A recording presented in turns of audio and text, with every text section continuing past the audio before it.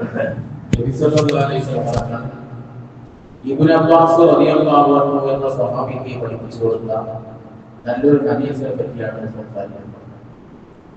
നബി സല്ലല്ലാഹു അലൈഹി വസല്ലം ഇബ്നു അബ്ബാസ് റളിയല്ലാഹു അൻഹു പറയുന്നു, മൻ ലസിമൽ ഇസ്തിഗ്ഫാറ ജഅലല്ലാഹു ലഹു മിൻ കുല്ലി ദീഖിൻ മഖറജ.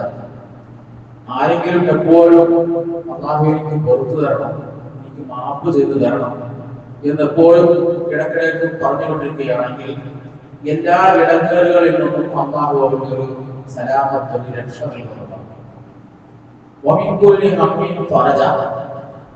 എല്ലാ മുഷിപ്പുകളിൽ നിന്നും അവർക്കൊരു മോചനം അല്ലാഹു നൽകുന്നതാണ്.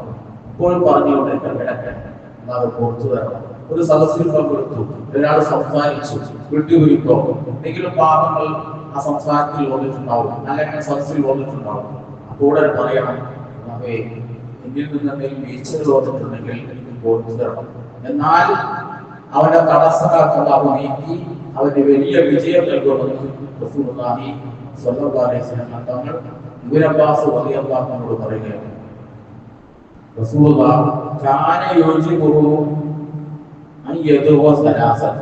നബിതങ്ങൾ എന്തെങ്കിലും കാര്യത്തിന് വേണ്ടി ദുആ ചെയ്യുകയാണെങ്കിൽ അത് 3 വട്ടം ആ കാര്യത്തിന് വേണ്ടി നമ്മൾ ദുആ ചെയ്യണം.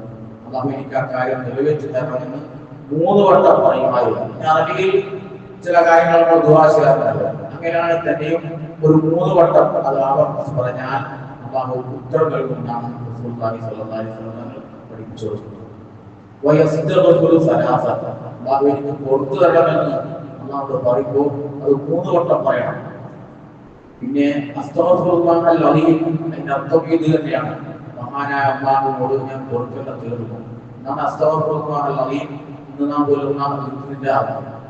നബി സല്ലല്ലാഹു അലൈഹി വസല്ലം 100 വട്ടം എല്ലാ ദിവസവും അത് ചൊല്ലാറുണ്ടായിരുന്നു. അസ്തഗ്ഫിറുല്ലാഹൽ അലീം, മഹാനായ അല്ലാഹുവോട് ഞാൻ പൊറുക്കലിനെ തേടുന്ന ദിക്ർ റസൂലുള്ളാഹി 100 വട്ടം ചൊല്ലാറുണ്ടായിരുന്നു.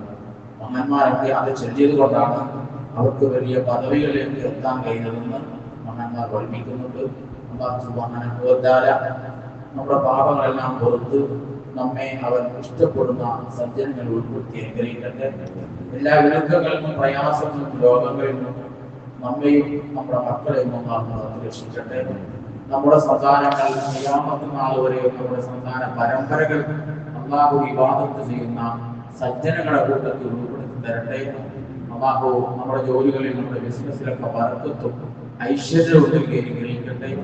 ഈമാനുള്ള മരണം നമുക്കും നമ്മോട് ബന്ധപ്പെട്ട മാതാപിതാക്കൾ, ഉസ്താദുമാർക്കും കുടുംബാദികൾക്കും അല്ലാഹു നൽകി അനുഗ്രഹിക്കട്ടെ. വആഖിറു ദഅവാനാ അൽഹംദുലില്ലാഹി റബ്ബിൽ ആലമീൻ. അസ്സലാമു അലൈക്കും വറഹ്മത്തുള്ളാഹി വബറകാതുഹു.